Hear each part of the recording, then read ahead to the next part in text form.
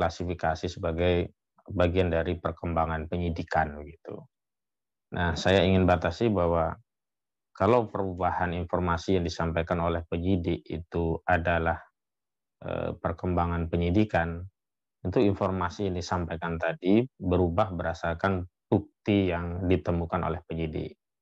Namun kalau sejak awal informasi yang disampaikan tadi tidak berdasarkan bukti, tapi sengaja memanipulasi, sengaja mengedarkan satu kabar yang tidak sejalan dengan keadaan sesungguhnya, maka ini yang disebut dengan kebohongan atau hoax.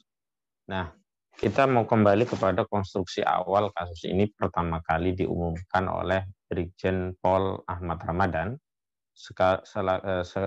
selaku Kepala Biro Penerangan Masyarakat Divisi Humas Mabes Polri.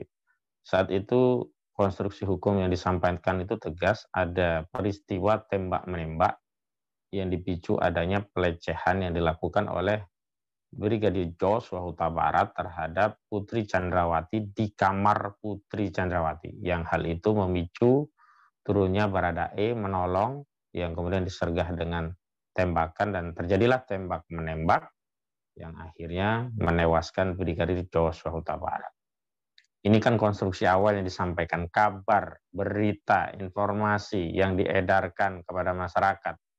Dan ini bukan kabar ecek-ecek, Cak Slamet, bukan kabar yang disampaikan oleh oknum anggota polisi atau individu polisi, tetapi ini satu kabar yang secara resmi disampaikan oleh saluran resmi Polri. Walaupun memang tidak langsung disampaikan langsung oleh humasnya, tapi Kepala Biro Penerangan Masyarakat itu adalah biro yang ada di bawah Divisi Humas Polri langsung. Sehingga pandangan Kabiro Penerangan Masyarakat ini jelas sejalan mewakili institusi Polri ya. Itu yang pertama ya. Lalu hal itu juga dikuatkan ulang oleh sejumlah pejabat lainnya. Misalkan yang paling fenomenal adalah keterangan yang disampaikan oleh Kapolres Jakarta Selatan, Budi Herdi Susianto, Kombes ini. Kombes Pol Budi Herdi Susianto malah lebih mendramatisir ya, selain menceritakan pertama adanya peristiwa tembak-menembak, kedua adanya pelecehan terhadap ibu, menyebutnya kan ibu begitu, dia menambahkan beberapa hal lagi. Yang ketiga tentang CCTV yang hilang, keempat tentang Irjen Pol Verdi Sambo tidak ada di TKP, kelima Irjen Pol Verdi Sambo sedang melakukan olah TKP. Nah, ini adalah satu informasi kabar yang disampaikan berdasarkan hasil penyelidikan ketika itu. Nah, kalau kemudian ada perubahan, berarti penyampaian di awal itu adalah penyampaian yang bohong. Perubahan ini bukan terjadi karena adanya perkembangan penyelidikan, tapi karena adanya kebenaran yang ditemukan. Ya, ini bukti-bukti yang sesungguhnya, saksi-saksi yang sesungguhnya, yang memang sudah diperiksa oleh tim sus yang dibentuk oleh Kapolri. Nah, dengan demikian kita tidak bisa mengkualifikasi bahwa kasus yang pertama itu adalah penyidikan awal, kemudian kasus yang kedua itu, informasi yang kedua itu adalah perkembangan penyelidikan. Tidak. Yang bisa kita kualifikasikan adalah yang pertama itu bohong, sudah ada rekayasa, dan yang kedua ini adalah benar-benar berdasarkan fakta penyelidikan yang sesungguhnya. Dan bahkan ya, kabar-kabar bohong itu tidak hanya diedarkan oleh institusi Polri, tetapi juga institusi terkait.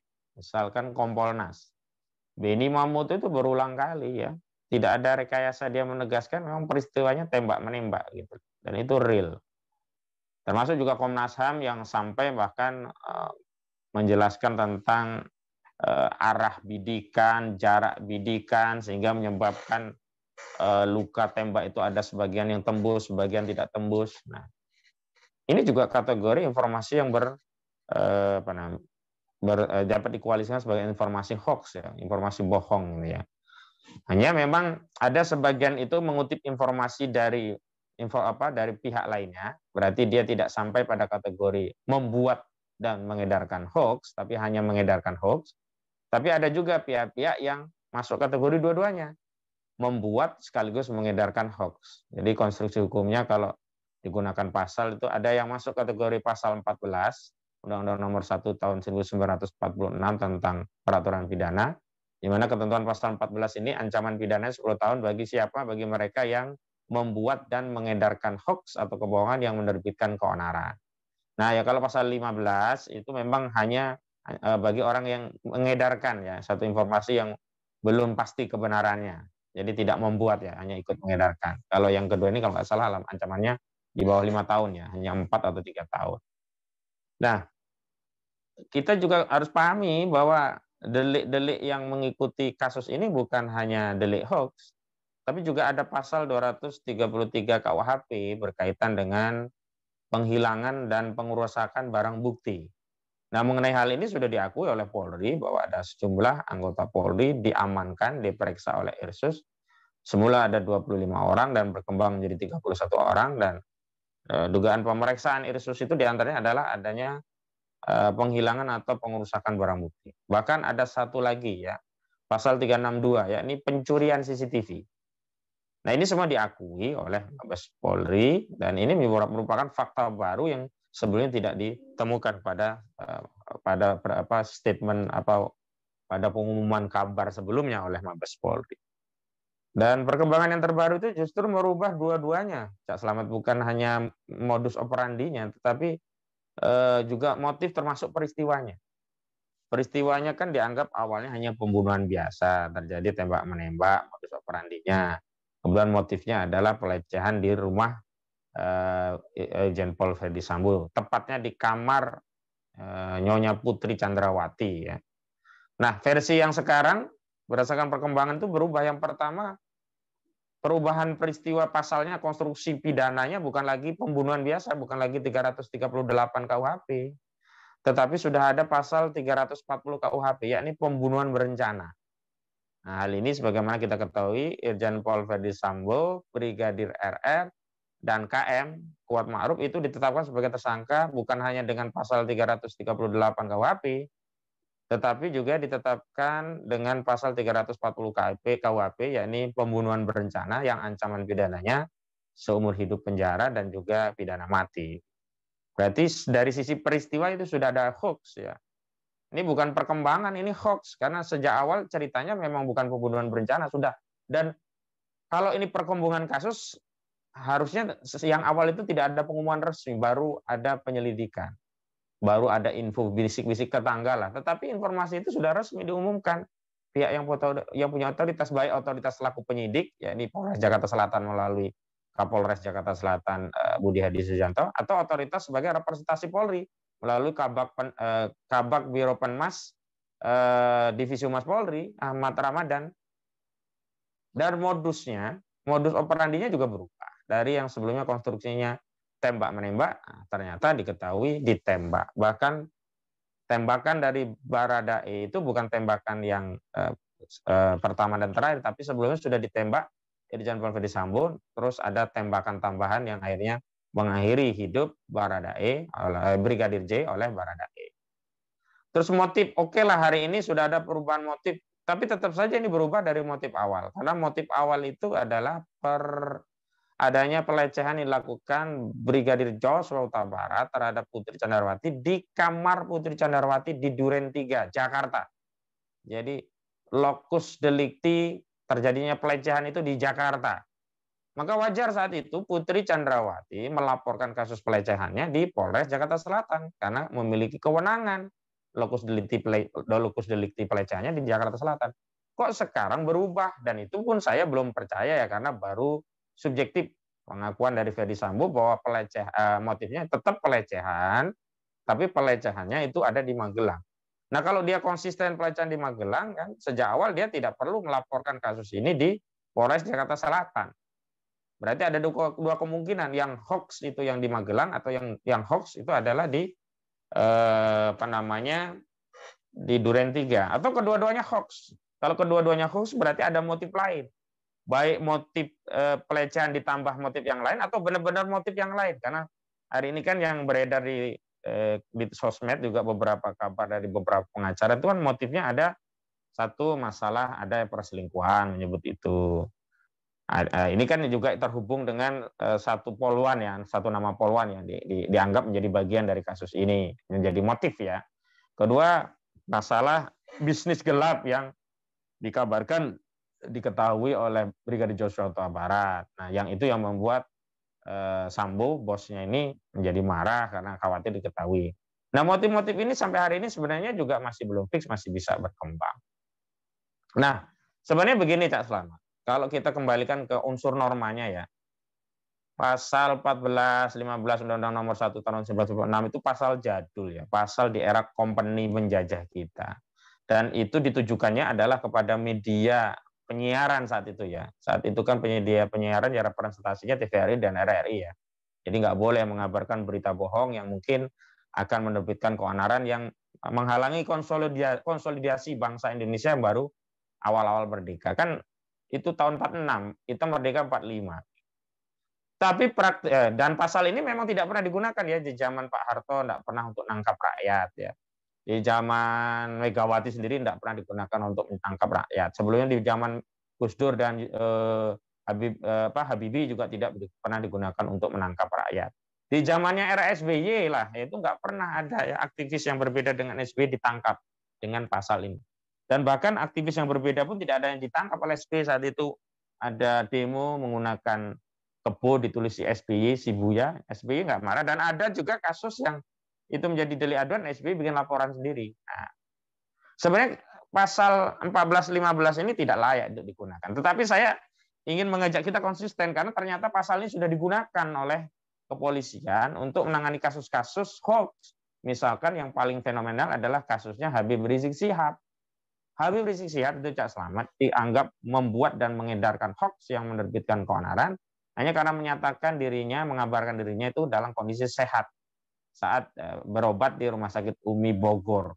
Nah, baru kemudian terbukti dia positif COVID-19 dan atas dasar fakta positif COVID-19 itulah kemudian Habib Rizik Syihab itu disidik ya, ditahan dengan pasal 14 Undang-Undang Nomor 1 Tahun 1946 tentang peraturan pidana karena dituduh telah menyebarkan berita bohong atau hoax yang menerbitkan keonaran. Keonarannya saat itu juga tidak keonaran yang real. Harusnya unsur keonaran pasal ini kan unsur keonaran yang real. Makanya waktu itu yang dijadikan unsur keonaran hanya di sosial media. Ya, banyaknya silang pendapat terkait kabar itu. Gitu. Nah, saya hanya ingin mengajak konsisten. Oke deh, kalau ukuran pasal 14 dan 15 yang digunakan untuk memproses hukumnya adalah kasusnya Habib Rizik Syihab, maka pada kasus Irjen Pol Verdi Sambo ini semua memenuhi unsur ya, menyebarkan hoax, ramai sosial media ya, terbit keonaran, dan di luar pasal hoax itu jelas ada pasal-pasal lain yang tidak perlu dikaitkan dengan Habib Rizik Syihab, itu adalah pasal-pasal pidana yang harusnya diproses seperti pencurian CCTV ini 362 telak tuh. Dan apalagi yang mencuri anggota polisi itu telak, itu jelas pasal pencurian maksimum 5 tahun. Kemudian ada pasal penghilangan atau pengerusakan barang bukti termasuk penghalangan penyelidikan dan penyidikan. Nah, pasal penghilangan pengerusakan barang bukti itu 4 tahun, 233 KUHP. Nah, saya justru mendorong ini pasal hoax. Siapa saja yang kena pasal hoax yang ancaman pidana 10 tahun? Nah, apakah 10 tahun atau yang 3 tahun, apakah pasal 14 dan 15 itu harus dilihat, Cak Slamet. Apakah mereka hanya mengedarkan kabar hoax tadi atau termasuk punya peran dalam membuat berita hoax. Nah, misalkan saya justru tertarik dengan alasan Fahmi Alamsyah ya, penasihat Kapolri yang mundur dari penasihat Kapolri karena dia sebelumnya mengaku pernah membantu rilis ya yang diminta oleh Verdi Sambo terkait kasus Duren 3. Nah, dalam konteks membantu membuat rilis itu, yang akhirnya rilis itu disampaikan oleh Brigjen Pol Ahmad Ramadan kan, itu ada dua kemungkinan. Yang kemungkinan pertama, Verdi Sambo tidak menceritakan peristiwa sesungguhnya, dia hanya menceritakan bahwa di rumah saya ada tembak-menembak, ya. Terus kemudian ini Baradae ini meninggal, Brigadir J meninggal, tolong gimana ya konstruksi untuk membuat rilis media yang pas. Nah, kalau begitu, ini Fahmi Alamsyah ini tidak termasuk yang membuat, tapi dia termasuk berperan mengedarkan. Ya, tapi walaupun mengedarkan dia tidak telak karena yang mengedarkan adalah Brigjen Pol Ahmad Ramadan. Tapi kalau Fahmi dilapori ya, termasuk Brigjen Pol Ahmad Ramadan dilapori oleh Sambo demikian, ini sebenarnya saya yang membunuh ini. tapi juga dengan Baradae. Cuman tolong dong bantu saya, ini gimana konstruksi hukumnya, rilis yang pas biar saya nggak kena. Nah, kalau sudah begitu, bukan hanya mengedarkan hoax, tapi juga terlibat membuat dan mengedarkan keonaran, mengedarkan kabar bohong yang menerbitkan keonaran. Siapa yang kena? Ya tentu yang, kalau Fahmi tidak kena karena dia tidak rilis langsung, hanya membuat draft. Tapi yang kena langsung adalah Brigjen Pol Ahmad Ramadan, karena yang pertama kali di tanggal 11 Juli 2022 dialah yang pertama kali merilis peristiwa tembak-menembak. Faktanya tidak ada tembak-menembak. Yang kedua, Budi Hadi Susianto. Walaupun Budi Hadi Susianto ini sudah dicopot dari Kapolres Jakarta Selatan, tapi dia ini termasuk yang aman ya, tidak diperiksa Irsus. Kalau yang lainnya diperiksa Irsus. Ada 6 perwira tinggi yang dikandangkan di Makobrimob Kelapa II, ada 10 yang dikandangkan di Provos Provos Polri ya, Mabes Polri. Nah, saya kira kalau kita mau konsisten demikian Kak Slamet, karena selama ini kan kita ini ya aktivis ya, ulama ini kan beda sedikit ya. Dan bahkan mengutip data loh, Edi Mulyadi itu benar-benar mengutip data. Saya itu dihadirkan sebagai saksi fakta. Saya jelaskan kutipan data itu rinci di dalam majelis, dalam persidangan majelis hakim. Toh itu tetap dikenakan kasus menyebar hoax yang menerbitkan keonaran. Sampai hari ini sudah hampir 7 bulanan lebih ya kasus yang menjerat Edi ditahan. Nah, saya kira sekali-kali lah semua pejabat-pejabat Polri yang terlibat ya membuat dan mengedarkan hoax itu juga semuanya diproses secara hukum, ikut merasakan apa yang dialami oleh Habib Rizik Syihab, Ali Baharsa, ya, Edi Mulyadi, Gus Nur, dan banyak tokoh-tokoh lainnya yang dituding menyebarkan hoax dan menerbitkan keonaran, disidik dengan pasal 14 atau 15 Undang-Undang Nomor 1 tahun 1946. Demikian, Cak. Ya, kalau Anda melihat optimis bisa diproses enggak dugaan hoax kepada proses hukum yang menimpa Verdi Sambo ini, Bang Ahmad Kusudin? Ya, justru yang pertama yang kita harapkan dituntaskan itu adalah kasus utamanya, jadi kasus pembunuhan berencana. Di mana dalam kasus ini ya semua pihak yang terlibat turut serta memberi perbantuan, memberikan sarana. Jadi pasal 5556 KUHP-nya itu semuanya dimaksimalkan ya. Itu semuanya harusnya ditarik sebagai pihak tersangka dalam kasus ini. Saya khawatir kasus ini hanya berhenti pada 4 tersangka yang sudah diumumkan. Karena kalau 4 tersangka ini dibawa ke pengadilan, konstruksi hukumnya sudah lengkap. Karena ada pelaku utama, ada yang turut serta, ada perbantuan, ada yang memberikan saran, sudah lengkap. Cuman saya ragu. Justru saya meyakini masih ada aktor-aktor lain yang terlibat. Baik turut serta, merencanakan, dan sebagainya. Termasuk istri Verdi Sambo. Ini kan belum bisa diperiksa-periksa sampai hari. Nah, istri Verdi Sambo ini kan patut diduga juga terlibat dalam aksi jahat ini. Setidak-tidaknya membiarkan kejahatan ini terjadi. Nah, terutama juga dia membuat laporannya kan sudah menjadi satu dugaan tindak pidana kejahatan, karena versi dia sebelumnya dia mengaku di mau dilecehkan di Duren 3 di kamarnya dan melapor ke Polres Jakarta Selatan. Sementara pengakuan suaminya, yang suaminya juga katanya mendapat laporan dari dia dilecehkan saat di Magelang. Nah, ini dua-duanya ini bisa kena. Kenapa demikian, Cak Slamet? Kenapa saya ragu ini akan berhenti kepada 4 orang ini? Karena motifnya itu masih nggak reasonable ya. Patut diduga, bahkan kuat dugaan ada motif-motif lain yang disembunyikan dalam kasus ini. Dan dalam konstruksi hukum pidana di pengadilan itu asal ada motif saja sudah dianggap unsur terpenuhi. Yang nggak bisa diproses itu kalau motifnya tidak ada. Nah, ini jadi obskur nanti dakwaan jaksa. Kalau hari ini kan sementara ini ya, kalau jaksa membawa ke pengadilan, ini sudah masuk. Jadi ada pembunuhan berencana, ada pembunuhan, ada yang turut serta, ada perbantuan, ada yang ikut memberikan sarana. Kemudian modus operandinya juga sudah diketahui ya. Cuman masih satu yang tersisa itu adalah pasal 354 KUHP-nya tentang penganiayaan berat.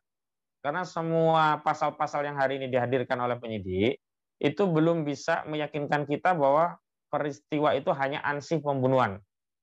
Kita semua jelas meyakini peristiwa ini bukan hanya pembunuhan berencana, tapi diawali dengan penganiayaan. Karena ada sejumlah luka-luka yang itu kita yakini sebagai luka yang dilakukan sebelum penembakan. Ya, luka yang merupakan akibat dari aktivitas penganiayaan. Jadi 354. Yakni kuku yang copot ya. Walaupun bisa saja nanti tidak 354 ya, penganiayaan ringan ya, 351 karena sudah ada 34. puluhnya kan. Tapi kan pasal penganiayaan ini belum muncul, dan pasal ini kan yang sebelumnya juga dilaporkan oleh keluarga korban kan, keluarga Brigadir Joshua Huta Barat melalui kuasa hukumnya Kamarudin Simanjuntak. Itu ya yang pertama, kita sebenarnya masih ragu terhadap perkara pokoknya, apakah akan diusut tuntas ke akar-akarnya. Apalagi sekarang Presiden ketika ditanya persoalan ini, dia sudah cuci tangan. Dia sudah menyerahkannya ke Kapolri. Pokoknya sekarang saya nggak mau komentar lagi. Silakan tanya ke Kapolri. Artinya secara politik hukum itu tidak lagi ada semacam target untuk menyelesaikan kasus ini secara tuntas. Jadi semacam yang penting sudah ada yang dibawa ke pengadilan, sudah ada yang menjadi pembunuh utama, menjadi perencana, menjadi eksekutor, menjadi yang turut serta, yang memberikan syarat, cukup. Nah ini unsurnya sudah terpenuhi semua ini. Apalagi kalau ditanya tentang pasal hoax-nya ini, saya semakin tidak optimis lagi, semakin pesimis kalau ya Budi Hedi Susianto itu bisa diproses, ditangkap dengan pasal menyebar hoax, termasuk Benny Mamoto, termasuk Khairul Anam ya yang berulang kali menjelaskan tentang tembak menembak itu ya dari jarak berapa, ya, dari sudut yang berbeda sehingga ada akibat yang tembus, ada yang tidak. Itu kan sebenarnya hoax juga karena dia tidak dalam kapasitas sebagai ahli balistik. Dia sebenarnya kan harusnya fokus kepada penyelidikan, dan penyidikan ada tidaknya dugaan pelanggaran HAM terhadap kasus ini, bukan kemudian justru menjelaskan hal-hal teknis yang hal-hal teknis itu saat itu kan masih diproses, bukan sudah bolanya ada di Komnas HAM. Komnas HAM kan tidak pernah melakukan uji balistik, tidak juga pernah melakukan autopsi. Dan saat itu disampaikan oleh Khairul Anam sehari kalau nggak salah sebelum proses ekshumasi atau otopsi ulang di Jambi ya saat itu. Tapi ada poin yang menurut saya juga harus kita terus suarakan.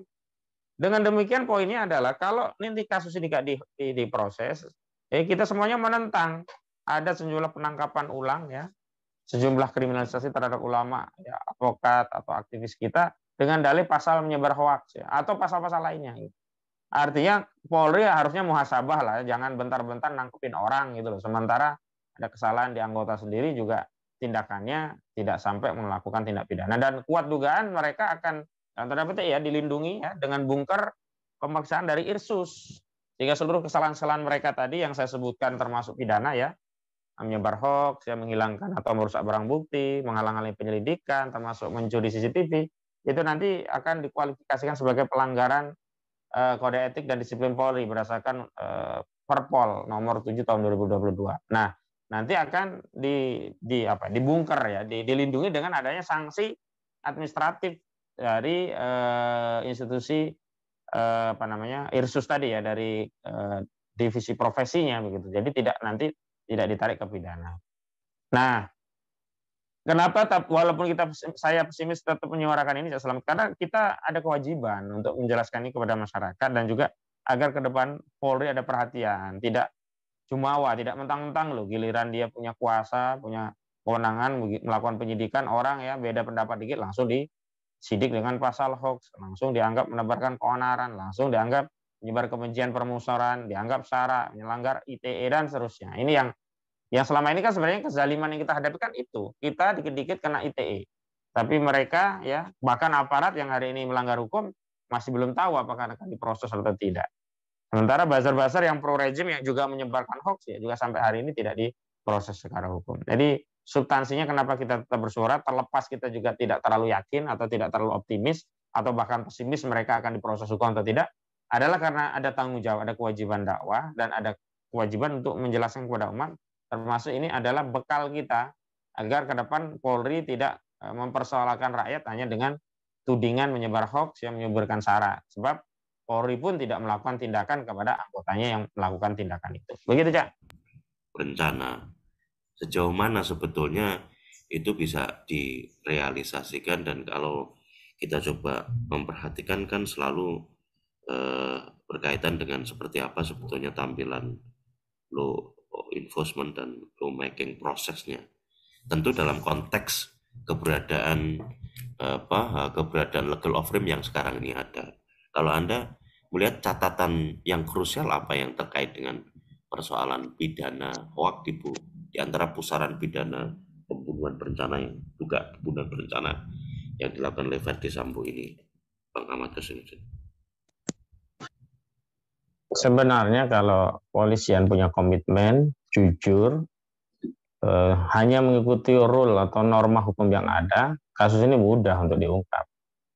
Karena faktanya ada, saksi-saksinya ada, bukti juga lengkap, tinggal apakah ada kehendak politik untuk menegakkan hukum agar terpenuhi apa yang menjadi ekspektasi publik ya. Ini harapan bahwa hukum itu memang equal ya antara aparat dengan rakyat biasa itu kalau melanggar hukum ya sama-sama ditindak. Rakyat hoax ya ditindak, aparat hoax ya juga ditindak. Rakyat menghilangkan barang bukti ditindak, aparat ya menghilangkan barang bukti atau merusak barang bukti juga ditindak. Rakyat misalkan menghalang-halangi penyelidikan atau penyidikan kasus ditindak, aparat juga ditindak. Nah, nilai ini akan menjadi apa ya, model sosial yang besar bagi institusi Polri untuk melakukan perbaikan di tengah kepercayaan masyarakat yang sudah di titik nadir, saya kira. Ini effort yang harus dikeluarkan Polri besar sekali gitu.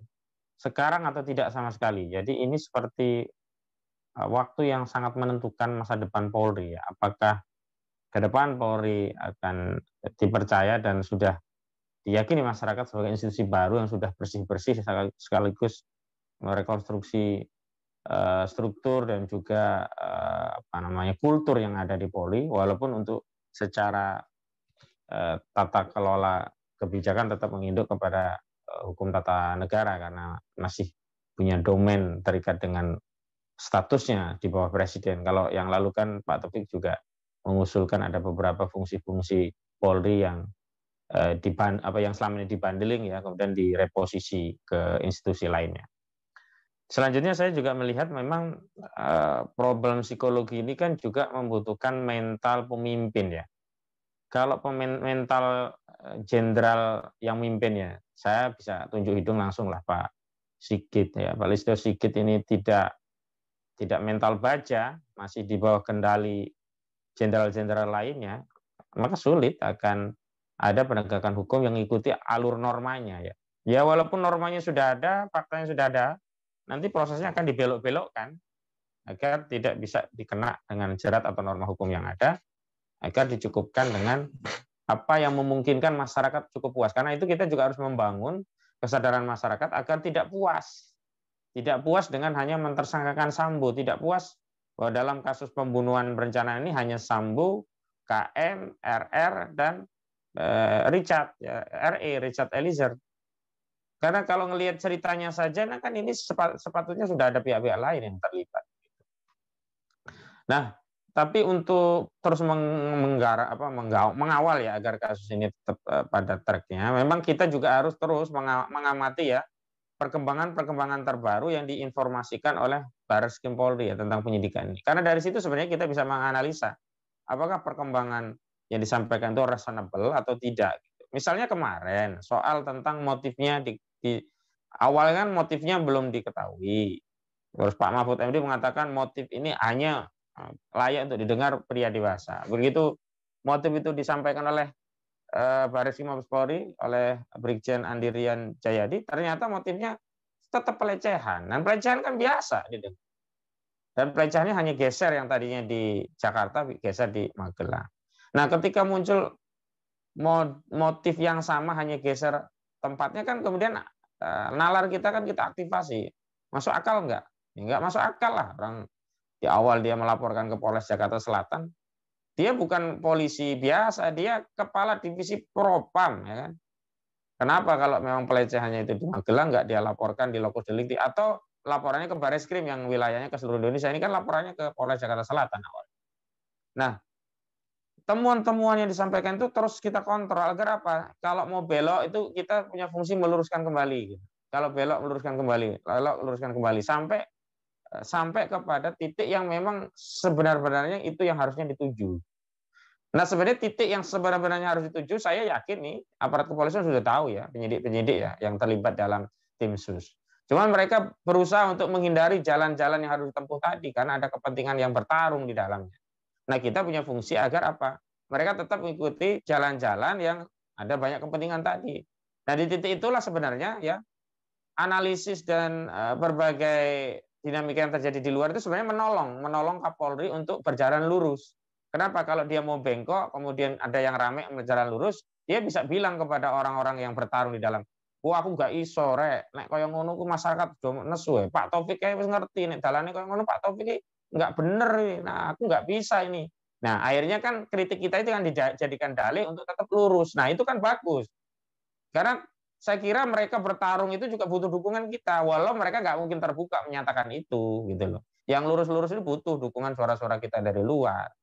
Sampai hari ini ya terungkap sampai Ferdi Sambo tersangka itu kan kalau nggak ada dukungan dari luar, nggak ada kita yang rewel-rewel ya, masyarakat civil society, saya yakin nggak berdaya Pak Listio Sigit Prabowo. Makanya dia butuh ya satu underlying atau satu cover atau satu bantalan ya hukum agar dia merasa tidak disalahkan oleh jenderal-jenderal lainnya mengambil sikap. Nah, misalkan ya bentuk yang namanya tim sus kan. Jadi perkembangan kasus itu bukan atas kebijakan pribadi seorang Kapolri tapi oleh tim. Nah, cover tim inilah yang kemudian akan menjadikan Kapolri itu lebih enteng untuk mengambil kebijakan agar tetap lurus gitu loh. Nah, harapan kita semua, nih Kapolri ini tetap kita tolong agar terus ya berjalan sesuai dengan rule, berjalan sesuai dengan temuan fakta hukum, sesuai dengan temuan norma-norma. Nah, ketika mau belok-belok, nah oleh kepentingan apapun, nah kita berusaha meluruskan dan nantinya ya pejabat-pejabat yang lurus di institusi Polri itu memiliki banyak alasan untuk tetap berjalan sesuai koridor karena apa? Karena adanya tuntutan dan tekanan masyarakat. Begitu, Cak.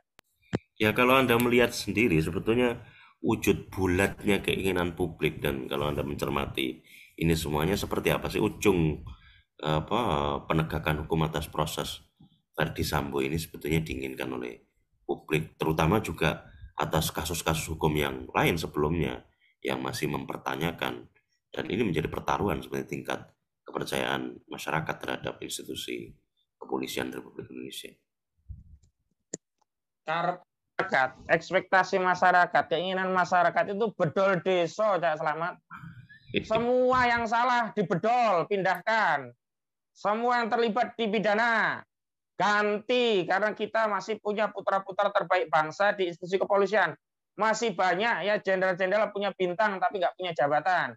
Masih banyak ya melati-melati yang terparkir, nggak jelas urusannya. Padahal mereka punya kemampuan untuk mengemban amanah. Masih banyak ya polisi-polisi yang jujur. Nah kan kita kan kalau ngomong polisi yang jujur kan selama ini ada giumnya polisi jujur itu hanya ada 3. Ya, Jenderal Hugeng, patung polisi, sama polisi tidur itu yang jujur. Nah saya berkeyakinan masih banyak polisi-polisi yang jujur yang ada di institusi Polri yang sanggup mengemban amanah. Jadi saya mau katakan kepada Polri nggak usah khawatir kehilangan kader kalau terjadi bedol deso gitu loh. Nggak usah khawatir, nggak ada yang bisa megang reskrim, nggak bisa pegang di divisi propam, nggak bisa ada yang pegang di Yanma, masih banyak ya jenderal polisi dan bahkan ya perwira tinggi maupun menengah itu yang siap untuk mengemban amanah. Dan kalau urusan amanah itu Cak Slamet, kalau satu jabatan kosong itu yang mau ngisi ngoantrinya luar biasa. Nah, saya tidak ingin karena ada pertimbangan untuk mengamankan individu tertentu, ya, jadi tidak tuntas dan kemudian jadi berimbas kepada citra. Nah, kalau pengennya masyarakat saya yakin seperti saya, pengen bedol deso aja. Yang salah semuanya diangkut. Yang salah terhadap perkara utamanya ya, ini yang terkait dengan pembunuhan berencana, semuanya diangkut. Yang salah terkait rekayasanya ya, baik menghilangkan barang bukti, menebarkan hoax, menghalang-halangi penyelidikan, menghalang-halangi penyidikan, ya mencuri CCTV, angkut semuanya, bedol deso, selesaikan. Nah, begitu baru mulai lagi dengan titik awal yang penuh dengan kepercayaan masyarakat. Dari mana titik kepercayaan masyarakat itu? Ya ini dari legacy bahwa sebelumnya sudah dilakukan bedol deso. Gitu, Cak.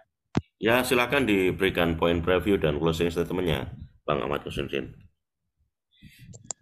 Yang pertama, kita tentu saja tidak boleh capek ya untuk terus mengontrol kasus ini. Terlepas banyak perkembangan temuan-temuan kasus itu selalu saja membuat dahi kita berkerenyut. Karena motif yang berubah misalnya ternyata juga tidak memuaskan kita. Hanya pindah lokasi dari motif pelecehan di Jakarta pindah ke Magelang. Jadi kita tidak boleh capek terus mengontrol. Yang kedua, ya, saya kira tadi saya sudah sampaikan, cara kita membantu institusi polisi itu adalah dengan terus memberikan kontrol, sehingga apa yang kita sampaikan ini dijadikan sandaran legitimasi untuk mengambil kebijakan-kebijakan di internal Polri. Karena saya yakin di internal Polri itu juga banyak pertarungan kepentingan, sehingga ketika kita kasih ya satu dasar hukum atau dasar pemikiran yang bisa menguatkan tindakan mereka untuk kembali lurus, nah itu kan satu ikhtiar yang bersinergi kan. Kita membantu dari luar, yang di dalam di institusi Polri juga ada yang berjuang dari dalam. Nah, yang ketiga, kita harapkan dampaknya adalah nanti ada keadilan di tengah masyarakat. Katakanlah masalah hoax tadi ya, tidak diproses. Nah, kita berharap masyarakat juga tidak gampang kalau mengajukan kritik terus dikit-dikit ditangkepi. Gitu. Terlepas bahwa kalau harapan kita yang sempurna, yang paling paripurna ya betul deso semua diproses. Dan tiga hal ini yang selalu harus kita jalankan secara istiqomah. Dan saya kira kalau orientasi kita melakukan ini karena kita mencari ridha Allah, mencari pahala Allah, saya kira kita semua tidak akan pernah merasa lelah, merasa capek, merasa mencukupkan diri untuk tidak ikut terlibat dalam urusan ini karena kita semua punya peran, tugas, bahkan tanggung jawab yang sama untuk menyelamatkan negeri ini, bangsa Indonesia ini dari kerusakan. Demikian, Assalamualaikum warahmatullahi wabarakatuh. Waalaikumsalam.